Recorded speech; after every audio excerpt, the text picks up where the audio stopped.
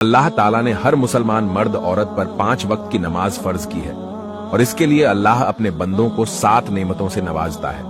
पहली, रोजी में बरकत, दूसरी, सेहत और तंदुरुस्ती, तीसरी, खुशहाल घर, चौथी, नेक औलाद, पांचवी, दुनिया में इज्जत, छठी, मैदान हश्र में जामे कौसर और सातवीं, आखिरत में जन्नत।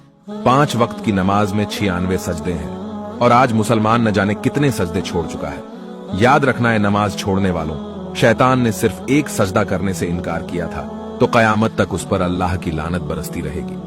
जरा सोचो ए मोमिनो, तुम अब तक कितने सजदे ऐसे ही छोड़ चुके हैं, जबकि हमारे प्यारे नबी मोहम्मद सल्लल्लाहु अलैहि वसल्लम ने कहा था कि मेरी आंखों की ठंडक नमाज है।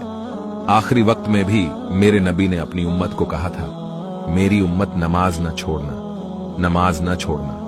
और आज न जाने कितने मुसलमान एक वक्त की भी नमाज नहीं पढ़ते।